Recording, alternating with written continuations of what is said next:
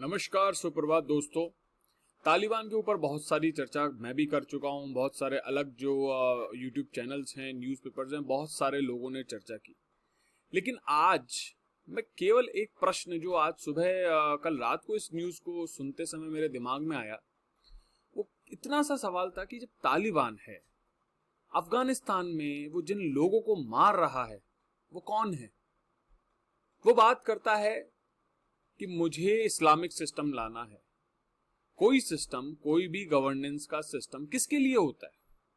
जनता के लिए, समाज के लिए, लोगों के लिए। और आप मार किन क्यों रहे हो? जनता को, समाज को, लोगों को। जब वो लोग, वो जनता और वो समाज ही नहीं रहेगा जिस पे आप इस्लामिक सिस्टम लगाना चाहते हो, तो क्या तात्पर्य है, क्या औचित्य है, क्या मंतव्य है, क्या मतलब है आपकी इतनी सारी तबाही का, जो ना केवल आपको परेशान कर रही है बल्कि अफगानिस्तान के लोगों को, आस पड़ोस के जो मुल्क हैं, जो देश हैं जिनके अफगानिस्तान के साथ बहुत बेहतर संबंध है, बहुत मजबूत संबंध है, उनको भी।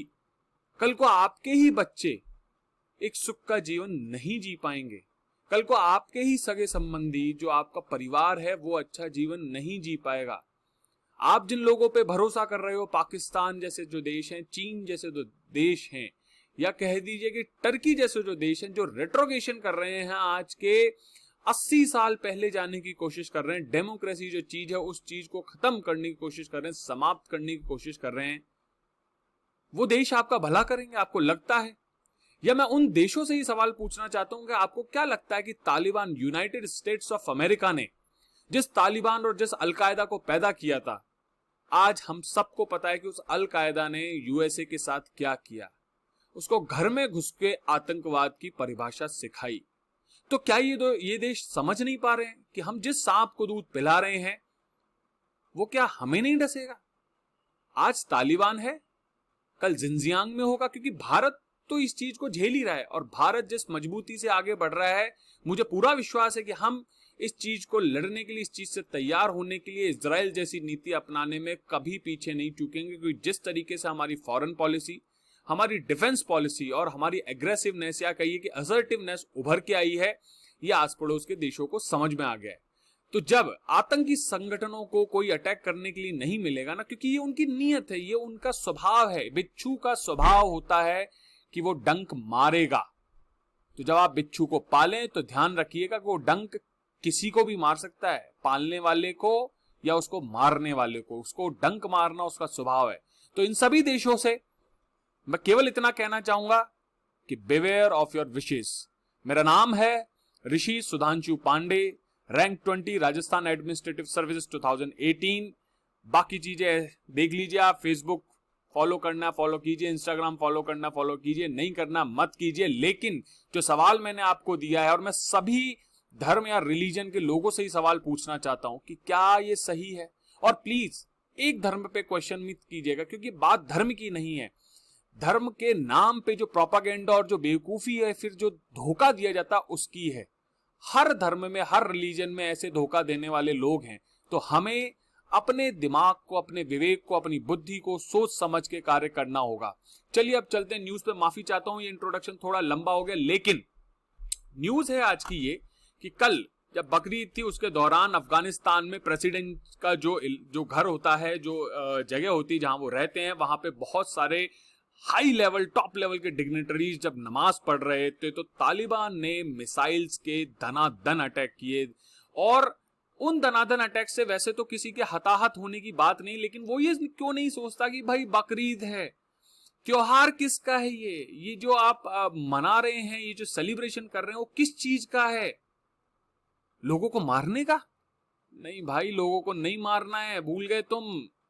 ये कुरान में ही लिखा है, पैगंबर साहब ने कहा है कि हिंसा बुरी चीज है, साफ साफ लिखा है। मुझे आयत तो नहीं याद है, मुझे नंबर तो नहीं याद है, लेकिन उसमें कई जगह लिखा हुआ है कि हिंसा और इस तरीके से किसी मासूम को मार देना, जिसको पता भी नहीं है कि हिंसा, ये सब चीजें होती क्या है, का अल्लाह कभी माफ नहीं करेगा।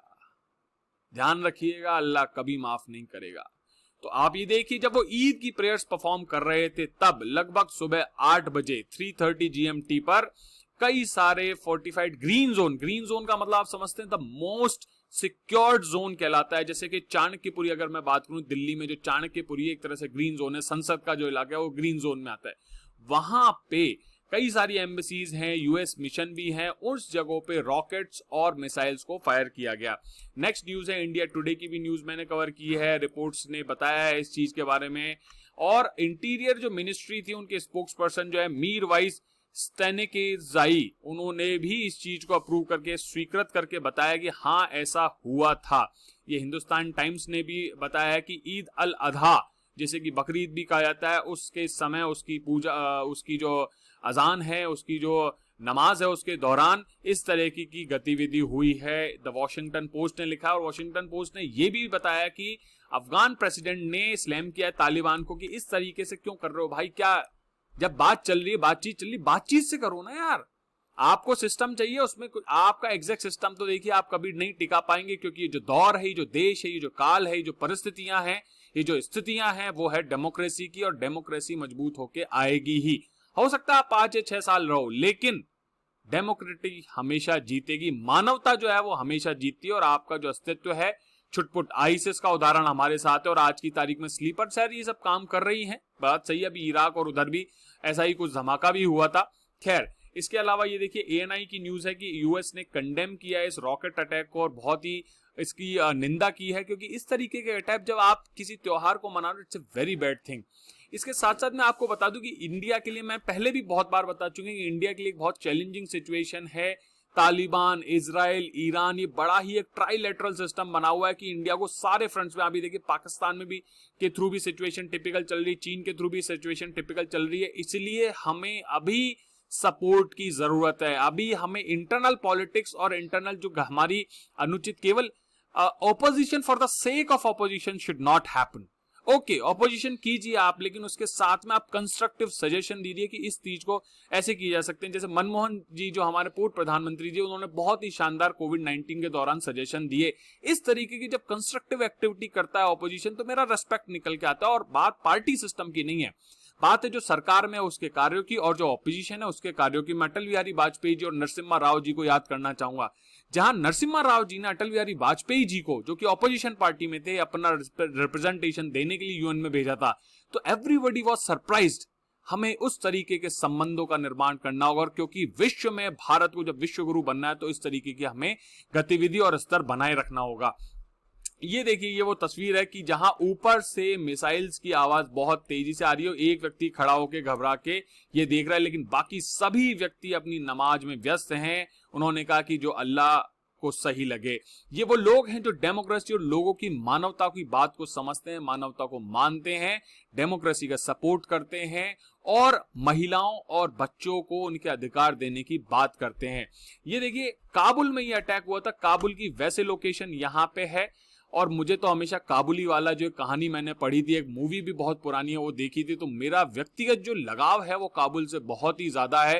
काबुल के ड्राई फ्रूट्स बहुत पॉपुलर हैं। काबुल की एक और कहावत भी होती, क्या काबुल में गधे नहीं होते? इसका मतलब मुझे समझाइएगा। काबुल आप ये देखिए कितना सुंदर शहर है, यहाँ देखिए कितना सुंदर है, और ये 5th फास्टेस्ट ग्रोइंग सिटी भी है। ऐसी सिटीज को बर्बाद करके तालिबान को क्या मिलेगा? क्यों? तो भारत को मजबूती के साथ आगे बढ़ के एक ग्रुप बनाना होगा। ये भारत के जो विदेश मंत्री साहब हैं वो भी कोशिश कर रहे हैं, और भारत में अच्छी कोशिश हो रही है। हमें केवल सपोर्ट देने की जरूरत है और कंस्ट्रक्टिव सजेशन देने की जरूरत है। इसी के साथ दोस्तों, जय हिंद, जय भारत।